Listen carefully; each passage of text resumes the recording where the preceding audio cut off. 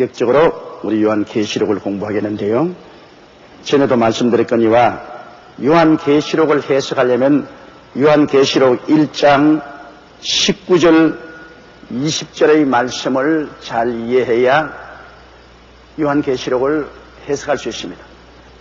요한계시록은 굉장히 난해하고 복잡하고 상징적으로 말씀을 한 것이기 때문에 그 대지를 분명히 분별하지 못하면 무슨 말을 하는지 전혀 알지 못합니다. 그러나 그 혼돈을 피하기 위해서 이미 주님께서 분명하게 요한계시록 1장 19절로 20절에 요한계시록을 어떻게 해석할지 그 대지를 이미 분명히 거기에 구별해 주고 있습니다. 우리 19절로 20절 다 같이 한번 읽으십시오. 1장 19절로 20절. 그러므로 내 본 것과 이제 있는 일과 장차될 일을 기록하라. 내 본 것은 내 오른손에 7 별의 비밀과 7 금촉대라. 7 별은 7 교회의 사자요 7 촉대는 7 교회니라. 여기 보면 하나님이 세 대지로 나누었는데 내 본 것과 이제 있는 일과 그리고 장차될 일을 기록하라. 거기에다가 이제 분명히 설명하시기를 내 이미 본 것은 내 손에 있는 7 별의 비밀과 7 금촉대라. 그건 이미 본 것입니다. 그럼 이제 있는 일은 이제는 소아시아의 7 교회에 대한 것이 이제 있는 일이고 장차될 일은 이 교회사가 끝나고 난 다음에 이제 장차 일어날 일을 말하고 있는 것입니다. 그런데 여기에 소아시아의 7 교회를 말씀을 해놨는데 소아시아 7 교회는 그 당시 소아시아 일대 여러 교회가 많아서 한 100여 교회가 있었어요. 그러나 그 중에 특별히 7 교회를 선택해가지고서 그 교회에 대한 하나님의 경고와 권면의 말씀이 있고 그 교회를 통해서 전 세계 교회의 역사를 초월해서 경고하는 메시지가 담겨 있고 그 다음에는 연대적으로 소아시아의 7 교회를 통해서 주님 죽으시고 부활하시고 성령 강림하셔서 교회가 세워진 이후로 주님 재림하실 때까지의 교회 역사를 7개로 분리해서 상징적으로 주님께서 설명을 하고 있는 것입니다. 그러므로 여기는 굉장히 의미가 깊습니다. 소아시아 7 교회는 3가지 의미를 가지고 있습니다. 그 당시 그 교회에 대한 하나님의 우정과 권면이 그 다음 그를 통해서 모든 교회들의 신앙 상태에 대한 우지점과 권면이 있고 이제는 기독교 역사 2000년을 통해서 7단계로 나누어서 교회사를 예언하고 있는 것입니다. 그러면 첫째 에베소 교회부터 우리가 보겠는데요. 2장 1절 에베소 교회 보십니다. 에베소 교회의 사자에게 편지하기를 오른손에 7 별을 붙잡고 7 금촉대 사이에 다니시는 이가 가라사대. 이 에베소란 말은 영어로 말하면 to relax, 다시 말하면 긴장이 풀린다는 말인 것입니다. 하나님이 그 많은 교회 가운데 에베소 교회를 택한 것은 그 당시에 벌써 교회가 긴장이 풀렸습니다. 신앙의 긴장이 풀렸기 때문에 에베소란 말은 to relax, 긴장이 풀린 교회라는 것입니다. 에베소 교회는 바울이 3차 전도 여행 때 세운 교회인데 주 53년부터 58년 사이에 세운 교회가 바로 에베소 교회입니다. 에베소 교회는 사도 바울 선생이 그곳에서 복음을 전거하고 2년 동안 그곳에서 목회를 합니다. 굉장히 많은 기적이 일어나서 수많은 점쟁이들, 이런 마술사들이 책을 산더미 같이 가지고 와서 불로 태운 그런 역사도 있고 또 그 에베소 교회는 아데미라는 여신을 섬기는데 그 아데미의 여신상을 만들어서 팔던 사람들이 바울이 복음 전도해서 너무나 많은 사람이 개종하며 그만 그 여신상이 안 팔립니다. 은으로 만든 그 여신상이 안 팔리기 때문에 거기에서 들고 일어나서 굉장히 온 도시가 발칵 뒤집혀지게 폭동을 일으키고 야단 법석을 한 그런 기록도 그곳에 있습니다. 그런데 여기 에베소 교회에 예수님이 나타날 때 그리스도의 모습을 보면 오른손에 7별을 갖고 7 촛대사의 당시는 예수님이 나타난 것입니다. 이것은 무엇을 말하냐? 교회의 주인은 예수님이라는 것입니다. 이 7 금축대는 성령의 역사를 말하는데 교회는 성령으로 세워진 것입니다. 예수님이 성령을 통하여 역사하는 것입니다. 그리고 그의 손에 7별은 주의 종을 말하는데 교회의 주인은 예수님이시다. 교회를 성령으로 세우시고 그 가운데 행하시는 이도 예수님이시고 주의 종도 주님이 손에 잡고 움직인다. 여러분, 주의 종은 대통령 선거하듯이 선거에서 세우지 않습니다. 주의 종은 예수님이 성령으로 선택해서 세우는 것입니다. 그렇기 때문에 주의 종을 두고 오늘날 평신도들이 왈가왈부해서는 안 됩니다. 주님이 세운 종이기 때문에 주님이 폐하기도 하고 주님이 세우기도 하는 것입니다. 그러므로 성경 말씀에 나의 기름 부은 자에게 손을 대지 마라. 그건 주님의 절대 주권이 있기 때문인 것입니다. 요사이 마지막 때 교회는 라오디게아 교회인데 라오디게아 교회는 민주주의 교회라고 합니다. 타락한 마지막 교회는 교회도 민주주의를 해서 주님의 주권을 제껴놓고 교인들이 모여가 우리 민주주의로 하자. 민주주의로 주의 종도 선택하고 장로님도 민주주의로 선택하고 모든 교회를 민주주의로 경영하죠. 라오라는 말은 백성이라는 거예요. 백성이 주제가 된 교회. 이거는 마지막 말세 교회로 타락한 교회를 말하는 것입니다. 주님의 권세와 위엄을 제껴버리고 민주주의를 하죠. 그것이 말세 교회입니다. 말세 교회는 민주주의 교회라고 그랬어요. 모든 것을 민주주의로 하죠. 그럼 예수님은 어디 가버렸습니까? 교회 가운데 7별을 손에 잡고 계신 하늘과 땅의 권세를 가진 전지 전능 무소부지하신 주님의 절대 주권은 어디 가버리고 예수님 제껴놓고 우리 투표를 하자. 그거 아주 위험한 발상입니다.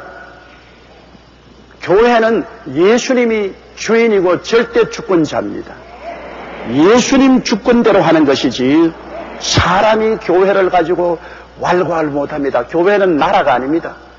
여러분, 하늘나라에 올라가서 우리 투표해서 하나님 투표 당선 안 되면 하나님 집어치워버리고 우리 투표하면 하나님 당선되면 하나님 되자. 그런 하늘나라가 아닙니다. 하늘나라는 하나님 절대 주권적인 곳입니다. 하나님 한 분만이 유일한 주권자. 우리 교회도 이것은 천국입니다.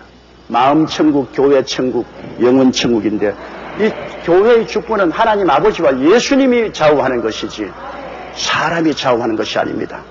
그 점에 대해서 우리가 절대로 이해를 해야 돼요. 그렇기 때문에 저는 지금이라도 내가 기도하는 중에 주님께서 너 이 교회 이제 그만둬라 하면 제가 내일 아침에 보따리 사고 합니다. 왜? 이 교회의 주인은 예수님이십니다. 나는 오직 종일 뿐인 것입니다. 주님의 종이요, 시종이요, 머슴이요, 일꾼인데 머슴 주님께서 너 그만둬라 하면 그만두는 것이지 주인이 명하시면 그게 복종해야 돼요. 그래서 에베소 교회에 예수님이 나타난 것은 내가 절대 주권자라는 것입니다. 7별도 내 손에 있고 교회 성령이 세운 교회 촉대사에도 내가 있다. 에베소 교회의 중대한 잘못은 예수님 중심으로서 있던 교회가 서서히 신앙이 식어졌다는 것입니다. 왜냐하면 주님이 교회를 세운 이후로 이럭저럭 한 100년쯤 지나가니까 신앙이 나태해지겠죠. 릴렉스. 신앙이 나태해지겠죠. 그래서 주님 중심의 신앙생활이 서서히 사라집니다. 주님을 절대 주권자로 모시는 신앙이 사라지고 서서히 인본주의가 들어오기 시작했습니다. 그래서 여기 예수님이 나타난 모습이 주님이 나는 신본주의다. 내가 절대로 주의 종도 내 손에 있고 교회도 내가 움직이는 처소다. 7 금축대 사이에 내가 있다. 그래서 우리가 정말로 에베소 교회에서 우리가 배워야 될 것은 교회의 중심은 예수님이라는 것을 우리가 추라도 잊으면 안 되는 것입니다. 예수님 없이 무슨 조직이나 기관이 예수님 자리를 점령하면 그것은 벌써 타락한 교회가 되고 마는 것입니다. 그러면 이런 절대 주권을 주장하시는 예수님이 말하시되 2절 보십니다. 내가 내 행위와 수고와 내 인내를 알고 또 악한 자들을 용납지 아니한 것과 자칭 사도라 하되 아닌 자들을 시험하여 그 거짓된 것을 내가 드러낸 것과 우리 주님께서 여러분 교회나 개인을 책망하실 때 언제나 칭찬을 먼저 하고 책망을 하십니다. 주님이 그냥 채찍부터 때려놓고 말씀하지 아니하시고 너 잘한 것은 인정한다. 주님이 잘한 것은 반드시 칭찬을 하고 그 다음에 잘못된 것을 주님이 지적하십니다. 우리가 자녀들을 교육할 때도 그리스도의 이 방법을 사용하시 좋습니다. 잘한 것은 다 칭찬을 해놓고 그 다음에 못한 것은 이건 잘못했으니 이것을 고쳐라. 이렇게 하지. 무조건하고 못한 것만 자꾸 지적해서 때리면 좌절해버리고 맙니다. 낙심하고 말아요. 모든 사람에게는 잘한 것도 있고 못한 것도 있습니다. 그러므로 잘한 것을 보는 눈을 가지고 있어서 그를 높여주고 그 다음에 못한 것은 꾸이자면 고칠 수가 있습니다. 예수님이 에베소 교회에 말씀하실 때 여기에 잘한 것을 주님께서 먼저 칭찬합니다. 내가 내 행위야. 행위라는 것은 믿음의 행위를 말합니다. 왜냐하면 행함이 없는 믿음은 죽은 믿음이거든요. 그러므로 에베소 교회는 초대 교회이기 때문에 아직 상당히 믿음의 행위가 있습니다. 그들은 주일날 열심히 나오고 11조 드리고 그리고 기도하고 전도하고 하는 그러한 행위가 있습니다. 그러므로 에베소 교회는 믿음의 행위가 있는 교회이므로 주님께서 너에게 믿음이 있다. 행함이 없는 믿음은 죽음이니까요. 너희 믿음이 있는 교회이므로 칭찬하시고 또 수고는 사랑의 수고입니다. 그냥 수고는 아니죠. 사랑하기 때문에 수고하는 겁니다. 믿음의 행위와 사랑의 수고. 부모가 자식을 위해서 수고하는 것, 사랑하기 때문에 수고하는 겁니다. 또 내가 우리 교회 보면 우리 남성교회, 여성교회, 또 교회학교 선생님들, 또 우리 안수집사회, 우리 장로님들, 교회에서 월급 주어서 하는 건 아닙니다. 몸 들이고 시간 들이고 고생을 많이 하고 그리고 누가 특별히 잘했다고 나팔부러 칭찬해 주지 않습니다. 그럼에도 불구하고 열심히 합니다. 왜냐? 사랑의 수고입니다. 주님을 사랑하기 때문에 하는 겁니다, 여러분. 그 사랑하지 않으면 안 해요. 요사이 이 각박한 세대에 누가 내 시간 들이고 몸 들이고 물질 들여서 일하겠습니까? 예수님을 사랑하기 때문에 사랑의 수고를 합니다. 그 주님이 칭찬합니다. 그 에베소 교회는 예수님을 사랑하기 때문에 스스로 많은 시간과 몸과 물질을 들여서 수고를 했습니다. 사랑의 수고를 칭찬한 것입니다. 오늘날 또 주님께서는 믿음의 행위와 사랑의 수고에 대해서 크게 주님이 기뻐하고 인정하는 것입니다. 그리고 내 인내를 내가 알고, 인내는 소망이 있어야 인내를 합니다, 여러분. 소망이 없으면 인내를 안 해요.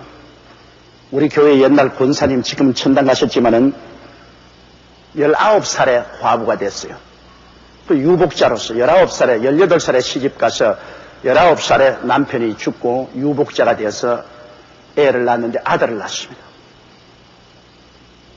그 권사님한테 딸만 낳았더라면 또 시집을 갈 것인데 아들을 낳았기 때문에 이 아들을 키워놓으면 내게 큰 끝에 영화가 있을 것으로 알고 소망이 있으니까 아들이 얼마나 고생을 하고 그러니까 19살에 과부돼 가지고서 아들 키우는데 나머지 가사 일도 돌보고 밭에 가서 일도 하고 보통이 장사도 하고 그런 고생을 해서 아들을 키워서 대학까지 졸업시켰어요. 그런데 그 아들을 얼마나 금지 오겹으로 키웠던지 그 아들과 함께 우리 교회에 있는데 아들이 이 개망랑이 중에도 개망랑이에요. 내가 교회에서 그 아들 때문에 골치 아픈 건 말도 못합니다. 그런데 그 어머니가 그 아들을 장가를 보내놨더니만 새 들어온 부인하고 딱 한 짝이 돼가지고서 그 다음부터 권사님이 이제 구박을 당하는 거예요. 그리고 또 권사님은 또 아들이자 신랑같이 살았으니까 과부의 외아들에게 시집가지 마라 하지 않습니까? 그냥 신랑 삼아 아들 삼아니까 다른 여자가 하나 들어오니까 경쟁이 되니까, 그러니까 고부간에 갈등이 심하고 그 사이에 낀 아들은 또 괴롭고 하니까 그 어머니를 구박을 해가지고, 어머니가 늘 교회 와서 울면서 나에게 신앙상로 안 산다 말하면, 이럴 줄 알았으면 시집 갈 걸 가지고서 내가 그 자식 하나 소망 참고 그 소망 때문에 이 고통을 내가 참고 견뎠는데 이제 와보니까 이렇게 허망할 수가 있습니까? 목사님, 내가 내 손가락으로 내 눈을 찔렀지, 나 일찌감치 내가 다 팽개치고 시집 갔으면 오늘 이 시간에 와서 영감에게 응석이라도 부르고 화가 나더라도 화풀이라도 할 수 있는데 내가 어디 화풀이 할 때가 있습니까? 응석을 부릴 때가 있습니까? 이렇게 답답할 수가 있냐고. 그 말이 늘 기억이 납니다. 여러분, 소망이 있었기 때문에 그 권사님이 끝까지 참은 거죠. 우리 예수 믿는 사람들이 많은 시험과 환난과 고통을 당해도 이겨나는 것은 우리 마음속에 소망이 있기 때문인 것입니다. 우리에게 천국의 소망이 있기 때문인 것입니다. 내가 아무리 고생해도 앞으로 천국에 가면 큰 영광스러운 세계가 있다는 것을 알기 때문에 어떤 고생도 참지요. 천국이 없으면 누가 고생을 참겠습니까? 그래서 우리가 성령 충만하면, 소망이 넘치면 어떠한 고생도 참아요. 불 속에도 들어가고 물 속에도 들어가고 죽음이 와도 참을 수가 있는 것입니다. 그건 왜냐? 소망이 있기 때문인 것입니다. 6.25 사변 때 내가 들은 이야기인데, 공산군이 인천에 와서 인천 모교회 목사님과 그 부인과 애들을 잡아가지고 구덩이를 파고 구덩이 속에 집어넣고 그러고 물었습니다. 너가 이 시간에 예수를 부인하면 살려주겠거니와 예수님을 부인하지 아니하면 산채로 너희 자식과 함께 다 구덩이에 파묻겠다. 예수를 부인하라. 그 애들이 아버지를 쳐다보고 아버지 살려줘. 아버지 살려줘. 그만 아버지 마음이 막, 목사님 마음이 막 사시나무 흔들리고. 그래서 목사님은 애들이 아버지 살려달라고 하니까 그만 그 마음이 흔들리는데 그 부인이 애들을 보고 입 닥쳐라. 오늘 저녁 식사는 엄마가 준비하지 않는다. 예수님과 함께 먹게 된다. 그리고 그 남편을 보고 여보, 부인하지 마세요. 당신 한평생 주님의 부르심을 받아 복음을 전개해왔는데 주님이 당신에게 나쁜 짓 해주었습니까? 지금 와서 주님을 부인하다니요.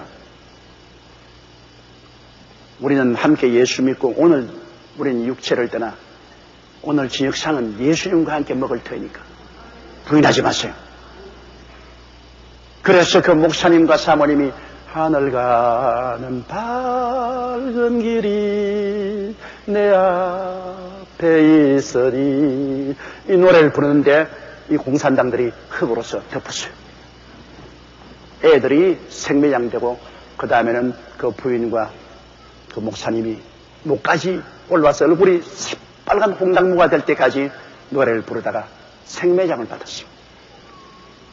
참 공산당들 내려와서 주의 종과 성도들에게 몹쓸 일 많이 했습니다. 하나님이 반드시 나중에 아주 맹렬히 심판할 것입니다. 그런데 어떻게 해서 그 위기에서 그 목사 사모가 끝까지 죽더라도 예수님을 부인하지 말라고 그렇게 할 수 있었습니까? 소망이 있기 때문에 그런 것입니다. 오늘 저녁에 예수님과 함께 우리는 식탁에 앉는다. 그러므로 예수님과 함께 살 것이다. 이 소망입니다, 여러분. 에베소 교회 주님이 칭찬한 것은 믿음의 행함이 있고 사랑의 수고가 있고 소망이 있기 때문에 여러 가지 고통을 당해도 인내가 있다. 그걸 칭찬하시고 또 악한 자들을 용납지 아니한 것과 악한 자들이 교회에 양의 털을 쓰고 들어옵니다, 여러분. 그거 우리가 꼭 알아야 돼요. 언제나 하나님의 교회에 사탄이 선한 교인처럼 양의 틀을 쓰고 들어와서 그래서 하나님이 교회를 혼란하게 합니다. 예를 들어 말하면 교회 가서 민주주의 해야 된다. 민주주의 해야 된다. 민주주의 해야 된다.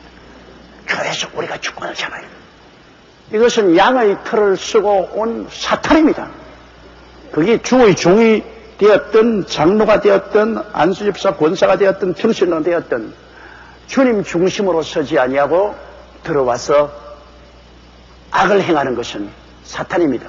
내 백성이 두 가지 악을 행하였나니 생수의 그런 데는 나를 버린 것과 스스로 웅덩이를 팠는데 물을 저장할 수 없는 터진 우물이라 했습니다. 그러므로 악이란 뭐냐? 하나님의 주권을 무시해버리고 그 다음 자기가 우물 파는 것, 인본주의입니다. 하나님의 주권을 무시하는 것하고 인본주의로 나가는 이 두 가지는 성경의 악이라고 말했어요. 그럼 교회에 들어와서 하나님 주권을 제껴놓고 하나님 뒷전해주고 민주주의로 나가는 것하고 그 다음에 인간의 수단과 방법으로 살아가려고 하는 이 악입니다. 그런데 에베소 교회에도 그런 무리가 있었어요. 그러므로 에베소 교회에서는 단호하게 그런 악한 자를 추방해냈습니다. 그리고 또 자칭 사도라 하되 아닌 자들을 시험하여 그 거짓된 것을 내가 드러낸다. 자칭 나는 사도다. 여러분, 사도는 주님께서 세운 12사도 이외에 하나님이 성령으로 말미암아 교회에 준 직분 가운데 사도요, 선지자요, 복음 전환자요, 교사요, 목사 5가지 직분이 교회에 주어진 것입니다. 그러므로 이 사도라는 것은 한 교회에 있어서 목회를 하지 않고 그런 전 교회를 돌보는 지도자의 역할을 하는 것입니다. 그런데 이 교회에 와서 말씀 증거하고 도와주고 또 저 교회로 건너가고 또 저 교회로 일정에 머물러 있지 않습니다. 목사와 교사는 그 교회에 머물러 있죠. 또 복음 전환자, 부흥사도 늘 다니면서 부흥회를 인도하는 것입니다. 그런데 그 당시에도 자기가 사도라고 해서 자칭 나는 사도다. 이래서 교인들의 재산을 갈취하고 교회를 혼란케 하는 이러한 사람들이죠. 근데 그때는 여러분 지금과 달라서 교통이 빈번하게 되지 아니하고 연락망이 없으면 전화도 없지요, 팩스도 없지요, 인터넷도 없지요, 우체국가 없어서 편지도 개인적으로 들고 다녀야죠. 그런데 에베소 같은데 나는 예루살렘에서 인정받은 사도다. 예루살렘에서 주님이 명하신 12 제자 사도들이 나를 인정해 준다는 파견된 사도다. 뭐 연락을 할 수 있어야죠. 한번 예루살렘에 갔다 오려면 몇 달이 걸리는데 전화가도 요 사이 같으면 뭐 간단히 전화만 걸고 가짜냐 진짜냐 하면 알겠는데 그땐 그거 모릅니다. 그러나 이 에베소 교회에서는 일단 사도라고 왔으니까 그 사람을 무시할 수는 없지요. 그래서 그 사람을 사도로 인정을 하면서도 자세히 그 열매를 봤습니다. 그 열매를 보고 그 나무를 알지니 가시나무에서 무화과를 딸 수가 없는 것처럼 그 열매를 보니까 사도가 아니거든, 가짜거든. 그걸 드러내서 정체를 드러내서 내쫓았습니다. 여러분, 영분별이라는 것은 성령께서 우리에게 은사를 주어서 영분별할 수 있지만은 우리가 일반적으로 분별할 수 있는 것은 그 열매를 보고 그 나무를 압니다. 왜냐하면 좋은 나무가 나쁜 열매를 맺을 수가 없습니다. 나쁜 나무가 좋은 열매를 맺을 수가 없습니다. 가만히 사람을 자세히 보세요. 시간을 두고 보면은 그 어느 심사 행동의 열매를 보면 이상하다. 이게 가짜 같은데. 여러분, 그 대한직감이 옵니다. 이상하다. 이거 아무래도 가짜 같은데. 자기가 은혜를 받고 하나님 기름 부음을 받고 꿈을 보고 환상을 보았다. 가짜일수록 그런 소리 들어합니다. 하나님과 굉장히 가까운 채 그렇게 하는데도 그 실제 행위를 보면 이건 아무래도 섭섭합니다. 이거 아무래도 가짜 같다.